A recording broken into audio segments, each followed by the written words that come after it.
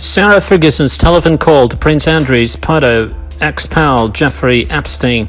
The friendship between pedophile Jeffrey Epstein and royal family faces renewed scrutiny after a message to the billionaire from the Duchess of York was unearthed. Evidence taken from the 66-year-old pervert's Florida home shows how Sarah Ferguson, 59, called the disgraced hedge fund manager. A notepad seized by police ahead of his 2008 conviction has shown how Fergie left her mobile number for Epstein to call her back.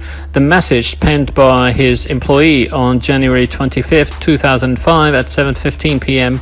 states, "Her Royal Highness, Duchess of York, Sarah Fergie is expecting your call." In more seized evidence, Epstein's little black book had 18 numbers for Fergie and her email address. Epstein is being held in Manhattan after he was charged last month with underage sex trafficking.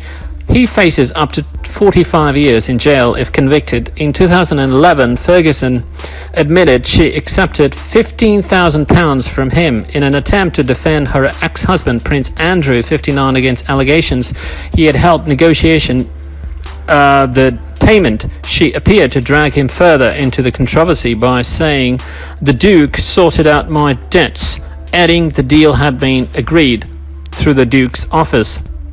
She later issued an urgent clarification in which she said she had directly dealt with Epstein and denied her ex-husband or his staff had negotiated the payment. Epstein had initially offered to pay off far more of the Duchess's debts than the £15,000 he handed over. She later said, "I personally deeply regret that Jeffrey Epstein became involved in any way with me. I will repay the money and will have nothing ever to do with Jeffrey Epstein ever again." In Epstein's contact books, he had 16 numbers for Andrew, who had separated from Fergie in 1992, 13 years before the phone message.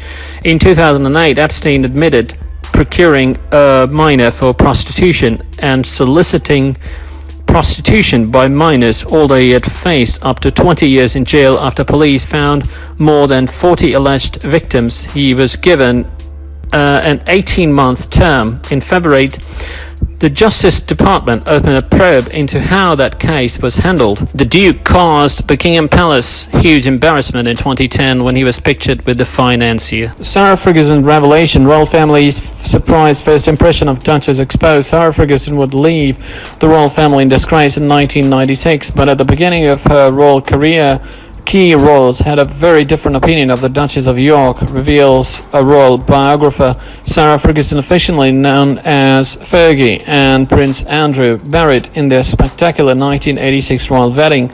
They soon welcomed Princess Patrice in 1988, followed by Prince Eugene in 1990. However, a scandal-laden separation and divorce would follow, leading to Duchess of York being frozen out by the rest of the royal family. However, in the beginning, the royal family's first impressions of Fergie didn't hint at the tumult to come. Royal biographer Ingrid Stewart, in her 1991 book Sarah, Her Royal Highness, the Duchess of York, takes a look at Fergie's royal life behind the scenes. Miss Stewart writes they had not initially thought of her as a candidate for marriage to Andrew, but when they considered it, the idea of having her in the firm, as Prince Philip calls it, looked a most attractive prospect. She comes from a suitable background. She had mixed in the edges of royal circle all her life and knows the ropes. She was down to earth without any trace of the snobbishness they so dislike, and was probably the first girl Andrew has been serious about who could be considered remotely suitable. Most importantly, the two were deeply in love. The Queen liked Sarah and they got along well. Their mutual enjoyment of country pursuits, their loves of dogs and horses provided them with a common ground. The Queen Mother liked her at once. She declared, "She's so English." Miss Stewart continues, the Queen Mother went further and said any girl of 26 would have had previous boyfriends. It was perfectly natural, and she thought Sarah would be ideal for Andrew. it was an important show of support because the nation's grandmother can be quite curious. Prince Philip, when questioned later about his son's choice of bride, said, "I'm delighted he's getting married, but not because I think it will keep him out of trouble, because in fact he's never been in trouble, but because I think Sarah will be a great asset." Prince Charles agreed, "I like Sarah very much. She's a good sort, and frankly, she would be a great asset to Andrew and to the rest of us, and that is, of course, if she will have him." However, Fergie's good graces with the royal family didn't last for long, with her ill-steered royal career leading into an infamous headline, "Knives Out at Palace for Fergie," by 1992, during the Duke and Duchess of York's scandal-laden separation that year. Prince Philip reportedly would not remain in the same room as her. The way Prince Philip froze Fergie out even led to a row with Prince Andrew. Royal biographer Ingrid Stewart reports the feud, which unfolded during Christmas 1993, when news leaked that Edward was seeing Sophie Rhys-Jones. It was the Duchess of York's habit to bring Princess Beatrice and Princess Eugenie to tea with the Queen at Windsor Castle every Sunday, because that was the only opportunity the Queen had to see her grandchildren, since the Duke of Edinburgh disapproved of Sarah staying in any of the royal homes. Edward's suspicions were aroused because shortly before the romance broke, Sophie met Sarah at Windsor and the two girls started gossiping. She continues, increasingly suspicious of his sister-in-law, he became convinced that she had leaked the information about Sophie to her press contacts.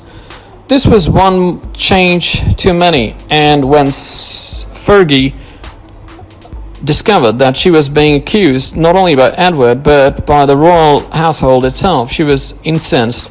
It was unjust and untrue, and she took her complaint to the Queen. The Queen, who is very fond of the Duchess, intervened to quell the row. Her Majesty has remained fond of her errant daughter-in-law, who finally divorced Andrew in 1996, leading to one royal commentator claiming that Fergie will be back in the family told soon. Earlier this year, royal author Anna Pasternak commented, "I happen to know that the Queen is a huge fan of Sarah's and has an enormous affection for her. I think we'll see a lot more of Sarah within the inner sanctum of the royal family."